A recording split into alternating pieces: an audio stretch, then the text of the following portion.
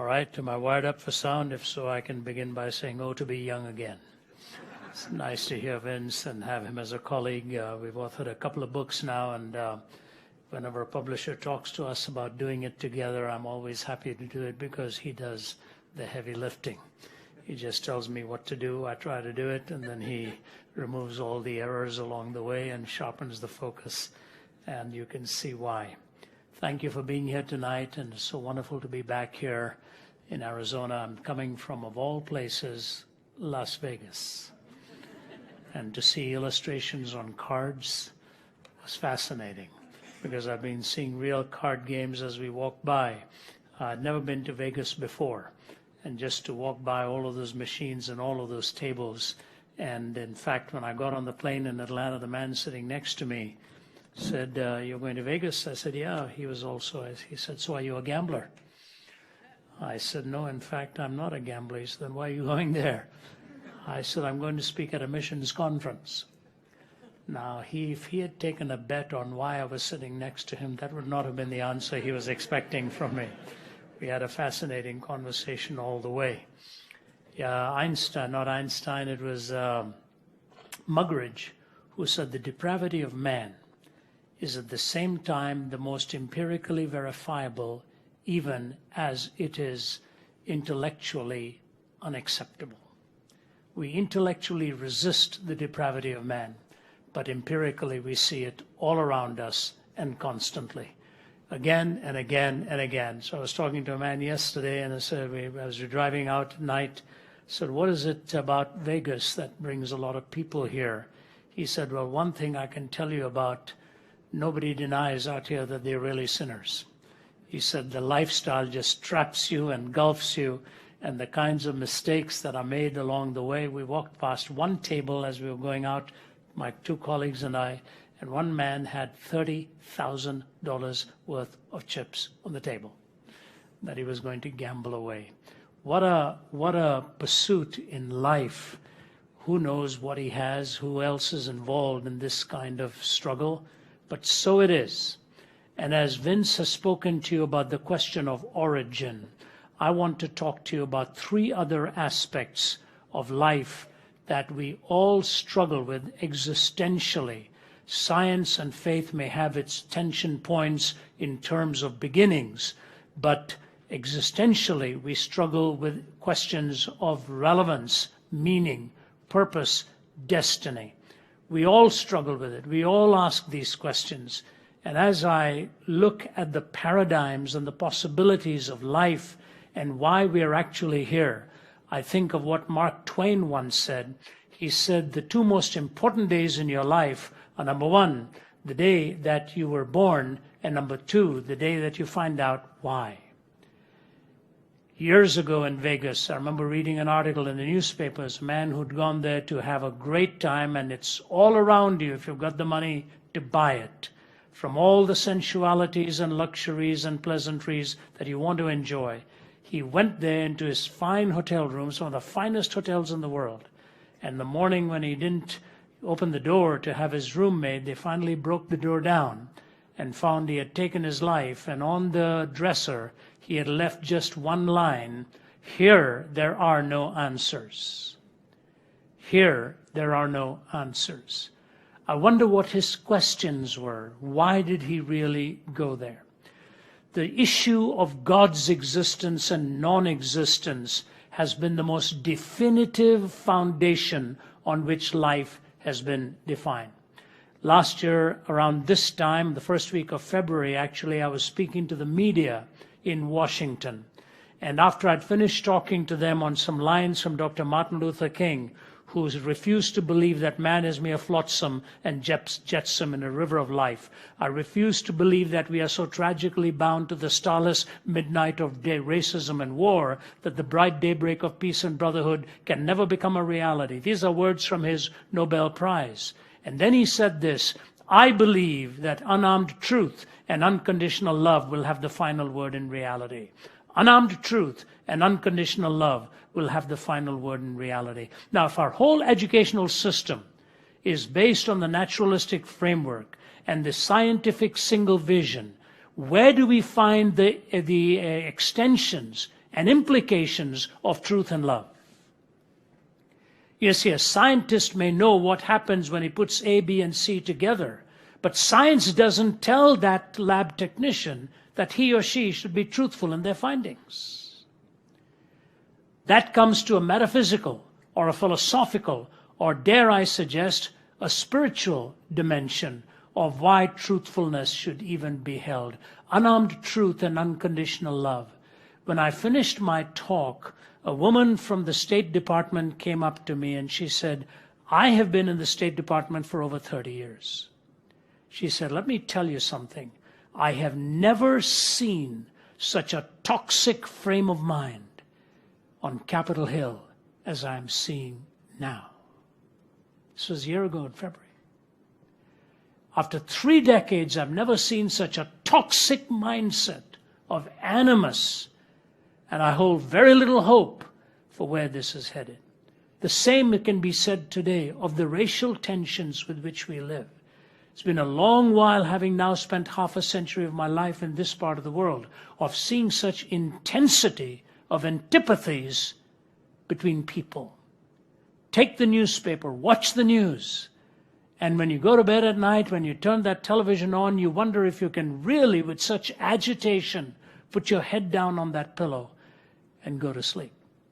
You see, it is ironic, but still not noticed, that at the same time as we have been moving away from absolutes and positing naturalistic frameworks and moving away from the sense of why we are even here, that at the same time we are noticing the antipathies and the hostilities and the lack of answers in our world. Can we really connect the dots? Can we not see that if there's no up and down, how are we going to settle the issues between right and left?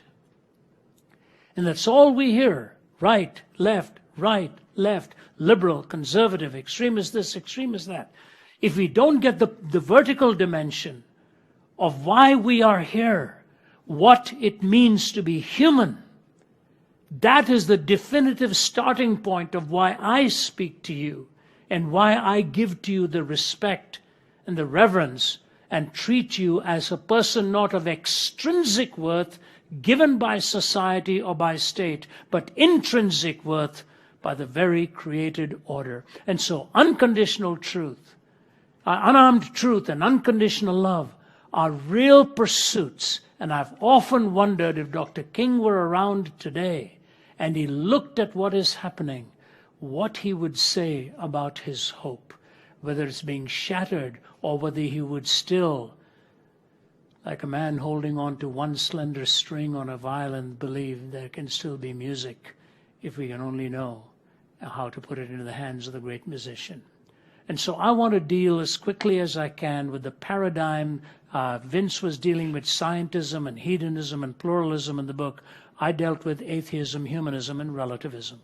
So let me just take the atheistic framework, since more and more it is becoming a paradigm for life, especially because of the likes of the Richard Dawkins, Daniel Dennett, Sam Harris, and so on. The several other authors of recent vintage have been writing in that quite vociferously and quite confidently. Between 1844 and 1900, there lived a man who was the son of a pastor, and both of his grandfathers were in the ministry. But somewhere along the way, with his lifestyle and so on, it's not too certain with his biographical data, but the idea is that somewhere, some biographers believe he'd contracted venereal disease, and ultimately in the last 13 years of his life spent moving between sanity and insanity. I'm talking about the brilliant man and the brilliant mind of Friedrich Nietzsche. So raised in this parsonage, and both of his grandfathers, both sides were in the ministry, but he chose to reject God and popularize the phrase, God is dead. But I want you to notice the honesty and candor with which he asked the implications of his own conclusions. Have you not heard of that madman who lit a lantern in the bright morning hours, who ran into the marketplace and cried incessantly, "I'm looking for God, I'm looking for God." As many of those who did not believe in God were standing together there, he excited considerable laughter. "Have you lost him then?" said one. "Did he lose his way like a child?" said another. "Or is he hiding? Is he afraid of us? Has he gone on a voyage or emigrated?" So he shouted and shouted, and they laughed him, and he was laughed to scorn. But the madman sprang into their midst and pierced them with his glances. "Where is God?" he cried. "I'll tell you, we have killed him, you and I. We are all his murderers. But how did we do this? How were we able to drink up the sea? Who gave us a sponge to wipe away the entire horizon? What did we do when we unchained this earth from its sun? Whither is it moving now? Whither are we moving now? Away from all suns? Are we not perpetually falling backwards and forwards, sidewards and in all directions? Is there any up or down left? Are we not straying through an infinite nothing? Do we not feel the breath of empty space? Has it not suddenly become colder? Is not more and more night coming on us all the time? Must not lanterns now have to be lit in the morning hours? Do we not hear anything yet of the noise of the grave diggers who are burying God? Do we not smell anything yet of God's decomposition? Gods do decompose, and he is dead. He remains dead, and we have killed him. But how did we, the murderer of all murderers now, how do we compose ourselves? That which was holiest and mightiest of all the world has possessed has bled to death under our knives. Who will wipe this blood from us? With what water can we purify ourselves? What festivals of atonement, what sacred games will we now need to invent? Is this not the greatest of all deeds, too great for us? Must we not now ourselves have to become God, simply to seem worthy of what we've done? There's never been a greater deed, and whoever is born after us for the sake of this deed will be part of a larger history than all history hitherto. Here the madman fell silent, and again regarded his listeners. They too were silent, and they stared at him in astonishment. At last he threw his lantern to the ground, and it broke and went out. "I come too early, maybe. My time has not yet come." This event will take time. And lightning and thunder require time. The light of the stars require time. Deeds require time. This deed is still more distant from them than the distant stars, and yet they have done it themselves. It's been related further on the same day that the madman entered diverse churches and there sang a requiem, Aeternam Deo. Let out and quieted, he is said to have retorted each time, "What are these churches now, if they are not the tombs of a dead God and the sepulchre of a dead God?" I remember in my few days at Cambridge, my professor of philosophy, Don Cupid, who was one-time Anglican priest turned atheist. And he would look out of the window and point to some of the spires there in that beautiful King's Parade in Cambridge. And he would point it and say, "This is what we once believed. We no longer can bring our minds to believe it." And ironically, he was an Anglican minister turned atheist.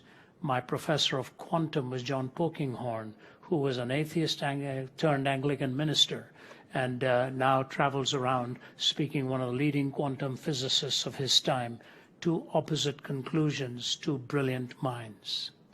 What happens if you bury God and God is dead? Notice what Nietzsche said. Must not lanterns now have to be lit in the morning hours? Is there any up or down left? Who gave us a sponge to wipe away the horizon? What sacred games will we need to invent? How did we accomplish this deed? He knew that nature abhorred a vacuum, and something would have to come rushing in. We'd have to invent something. And so Professor Royal Rue in one of his books talks about the fact that we have to invent a noble lie, something that is beautiful, even though we know it is not true.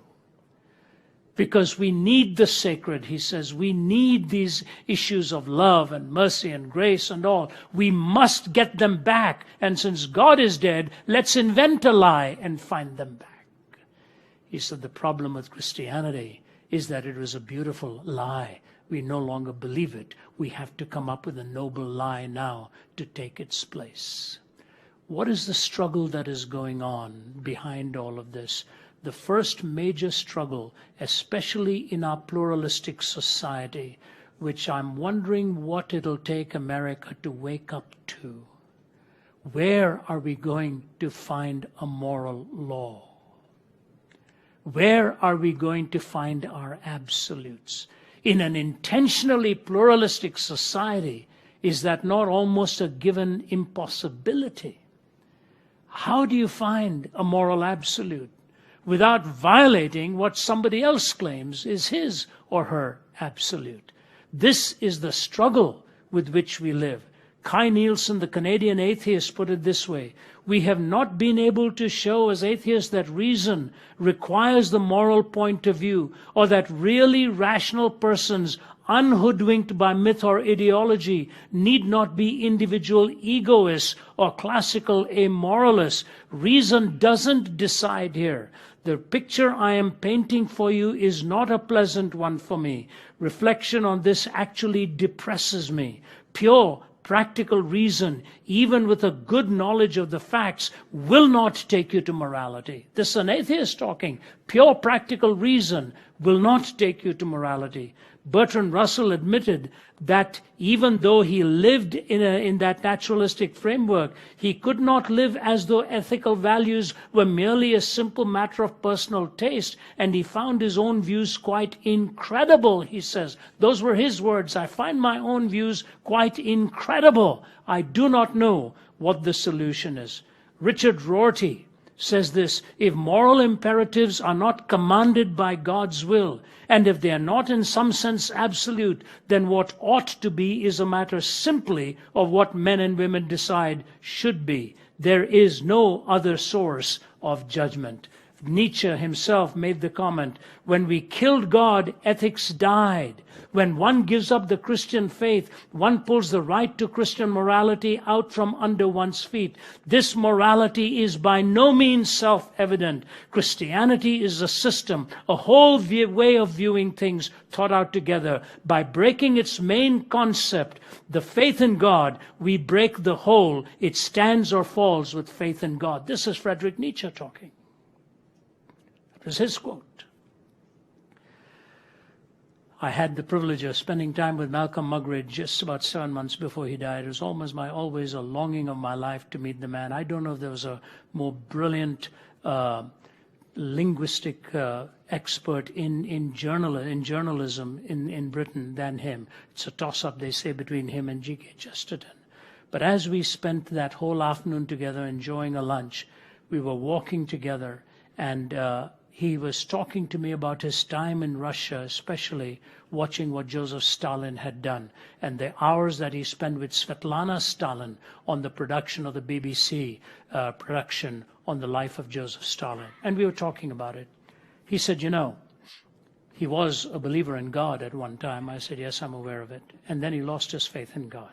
And if you read Paul Johnson's Modern Times and see the biographical sketch, it's quite incredible how he made that dramatic switch from a theistic framework to an atheistic framework. And Muggeridge told me this story. I see it is also told by Paul Johnson, verified by Svetlana and several others. A foreign visitor came to visit Stalin. He was not a very big man. Stalin was not his real name. It was a nickname because he was a man of steel, having obliterated 15 million of his own people. And the foreign visitor comes to see him. And at one point she says to him, how do you expect to be so cruel to your own people and expect them to still be following you? Stalin didn't answer her. He asked for the waiter to bring a live chicken. He took the live chicken and started to denude it, pull the feather out one at a time as the chicken was wincing, trying to break free from his clutches. He completely denuded the chicken, put the chicken down on the floor, picked up a piece of bread and walked away. And the chicken hobbled over towards him and nuzzled between his trouser legs. He bent down with the bread in his hand and started to peck away. He said, madam, have you got your answer? People are like the chicken. You torture people and they will follow you for the rest of their lives. I have tortured this chicken. It will follow me for food the rest of its life. Even Lenin, when he saw what was happening in Stalin's mind and the complete devaluation of human life, warned that he may be one of the most deadliest people that the Russians ever had as a leader. His paradigm shift. Now here's what I want to say to you. Yes, when Christendom was in control, the church didn't do a very good job either. it was tough on people, it was hard on people, and any time religion is politicized, it destroys both the political system and what true religion is meant to be. So that's not the point. The point is this: Stalin was working with a logical outworking of his own belief. When Christendom was cruel towards people, it was working illogically in contradiction to what the teaching of Christ was, who always took the victim, the poor, the exploited, and put them as the centerpiece of the one to whom he really was wanting to show the greatness and the grandeur of his love. And so to atheism, I think the biggest challenge, where do we turn for an absolute in our pluralistic society? See, I come from a land of India, over 1 billion people, and hundreds of thousands, if not millions, of deities. For centuries, they believed in the ethos of what human life was all about, and hence the greeting with reverence and respect. You go back to China, do you know, when I talk to Chinese politicians at the highest level, do you know what they tell me? We want ethics taught in China again because we lost our foundation for it. I've lectured at Tsinghua University, which is one of the most prestigious Chinese universities. What do they want me to speak on? Where do we find an ethic? Where do we find an ethic? They lived out that atheistic worldview in Mao Zedong and the slaughter of tens of millions. They don't know where to turn for an ethic. And that's why a philosopher of ethics has said ours is an age where ethics has become obsolete. It is superseded by science, deleted by psychology, dismissed as emotive by philosophy. It is drowned in compassion, evaporates into aesthetics, and retreats before relativism. The usual moral distinctions between good and bad are simply drowned in a maudlin emotion in which we feel more sympathy for the murderer than for the murdered, for the adulterer than for the betrayed, and in which we have actually begun to believe that the real guilty party, the one who somehow caused it all, is the victim and not the perpetrator of the crime. So when people like Sam Harris and all talk about, their theory of finding an ethic in well-being and all, it's the same old stuff rehashed again and again. But when you read the poets of old, right from the Romantic poets, they said, if naturalism is true, nature is red in tooth and claw. Nature is red in tooth and claw. And we are hereby the bequest of that kind of thinking. Christ contradicts that. And so many of us become afraid of the good in what Christ has to offer, for the moral law is given to us beginning with the very character and nature of God and the value that he places upon every one of us individually. Secondly, and quickly, the struggle for a moral law. Secondly, the search for meaning. Where do we find meaning? How do we find meaning? What does meaning really mean? When we talk about a search for meaning, I put it down to 4 components that we really implicitly or explicitly are looking for. Wonder, the sense of enchantment. Last night our hosts, we very, very rarely do this because our time is so busy, and I really needed to fly to be here, but I want to be courteous, so we stayed. And we went to the Cirque du Soleil show. Never seen one before. What spectacular technological demonstration. Brilliance.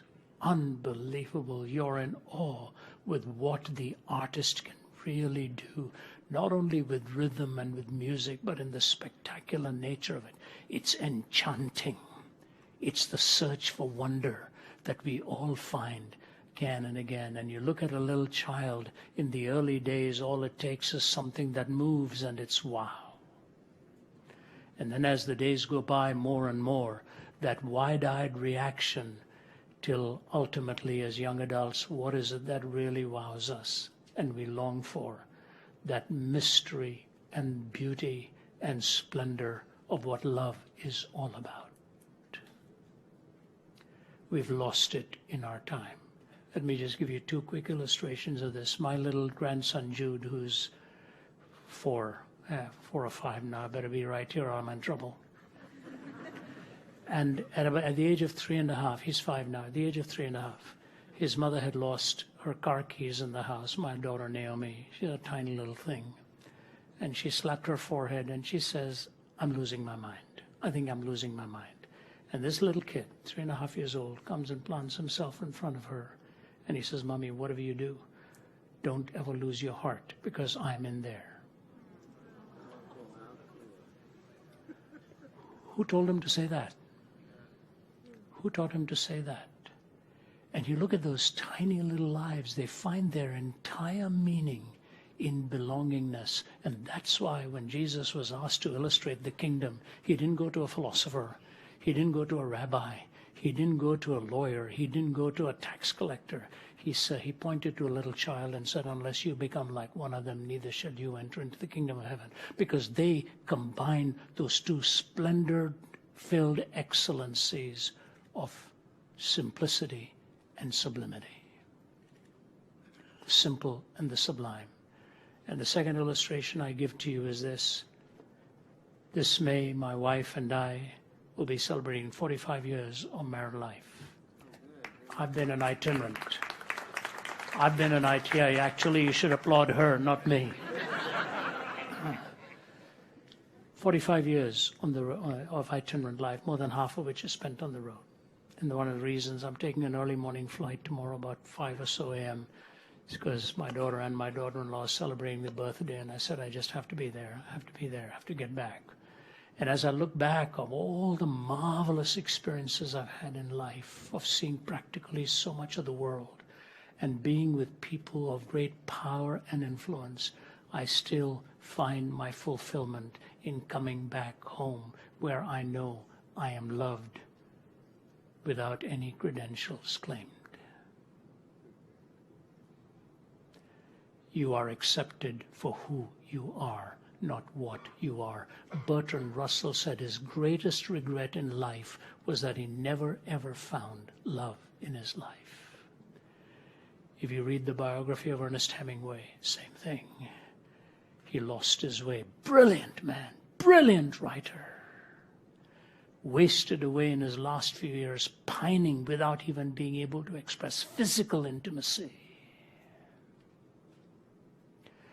How did God design us? He designed us with a hunger for love and belongingness, and love has its boundaries. Free love is a contradiction in 2 words. There's no such thing as free love. Love was never intended to be free, said Chesterton. It is the nature of love to bind itself. Where do we get that from? We get that in the Judeo-Christian worldview. The atheists will struggle to define what love is and why love needs to be. So morality and love, and lastly, the question of hope. You've got the destiny that we all look for, the longing that we all have. My own colleague, Nabil Qureshi, is only in his mid-30s, and a brilliant guy. Last year found out he had stage 4. I was having lunch with him one day. I said, Nabil, it's not like you're not eating. He always calls me uncle. He said, Uncle, I don't know what's going on. He said, I'm having strange feelings in my stomach. I said, are you doing anything about it? He said, well, I just thought it was just indigestion or whatever, but I'm going to get some tests. And within 2 weeks, he found out stage 4 cancer of the stomach in his early 30s. I went and spent some time with him a few weeks ago, and we went and had lunch. I had a hard time not crying looking at him, robust, strong, but with a young baby now and a wife having to face death. Is there any hope? But there's a subtle aspect of hope that I want to talk about that we don't think about often. What is the young millennial crying for more than anything else in our time? Justice. We want justice. We want justice. We want a just society. If there is no eternity, where are you going to find justice? Are you really going to find it in your 70 years and 10? You don't see it. You simply don't see it. Time and time again you see things happening and you say, this is unjust. This is wrong what is happening. But the Bible describes God as the judge of all the earth. And he says, shall not the judge of all the earth do what is right? If you're playing a game and you lose because somebody has cheated, you really get upset. Not just because you lost the game, but because you lost it when somebody made a lie to seem like the truth. I was talking to one, John Smoltz, the great pitcher for the Atlanta Braves. He's pitched for us for many years, a good friend of mine, and we've been friends for many years. So we were talking some time ago. I'd finished speaking to the Braves at a chapel. And, he said to me, I said, what's the most difficult part of your life, John? He said, well, the training, the training. You never live without that hanging over your head. He said, but I've also found out something else. He said, when I stand on that mound, I have to make 100 good decisions that night. He says, and he named one of the players who said was the most difficult one to pitch against. He said, when we were playing against that team, I would be tossing and turning in bed that night. What is the kind of pitch I'm going to give to him when he does come up to the plate? And he said, as I would struggle on the mound, what am I going to throw him? What am I going to throw him? A, B, C, D, and go through. He said, then you find out he was taking all these artificial supplements and stuff like that to become brilliant. He says, you don't know how angry that makes me, he said. That you're sweating bullets on the mound, trying to figure out what to throw this boy, and you find out at the end of it that he's been taking all this artificial supplements to be able to outwit you. And men all of a sudden look pretty low down when they are doing that to them. That's only a game. Think of life. Why are we debating the refugee issue? Because we want to choose between compassion and what's right, and safety and what's going to be a risk. We don't want to be caught on the wrong foot here. And so I say to you, the Bible reminds you and me that he's made us for a purpose. I have made you for myself, says God. And Augustine says he's made us for himself, and our hearts are restless until they come find their rest in thee. So we've got origin, meaning, morality, destiny. These are the 4 questions of life. And let me just close with this. How are we going to find the answer? How are we going to find the answer? And the answer really has to be found in the true admitting of who we are in our hearts. Who we are. I remember speaking to a Muslim cleric, a very fine gentleman in Syria, Sheikh Hussein. We had a 3-hour dialogue before an audience, one of the nicest gentlemen I'd ever met. We had the interpreter between us. We had a cordial conversation. He was the leading Shia cleric in Damascus. Always would refer to me as professor, wanting to have a cup of tea with me, wanting to take me out for this and that. And then after we finished our dialogue, the way the dialogue went, I would ask him one question about his faith, he would answer it. He would ask me one question about my faith, I would answer it, and the audience would respond with questions. At the end of it, he looked around the interpreter and he said to me, Professor Zacharias, he said, I think the time has come for me to say this. We have to stop asking if Jesus died on the cross and start asking why. I said, may I quote you, sir? He said, yes, you may. Why? Why is the cross the centerpiece of the Christian story? Is because the problems that we face in the world are not around us, they're in here. And until the heart is transformed individually, we will never see peace externally. My peace I give to you, says Jesus, not as the world gives. And he gives that by the transformation of the heart. You look at atheism, the struggle to find a point of reference morally, struggle to find the source for love, and a struggle to even find how to move towards justice. Because if there is no ultimate hope, there is really no ultimate justice. Vince dealt with origin. I've brought you morality, meaning, and destiny. Those are the 4 points which frame your worldview. And we believe firmly it's in Jesus Christ that worldview is framed with coherence and correspondence. God bless you. Thank you for giving me hearing.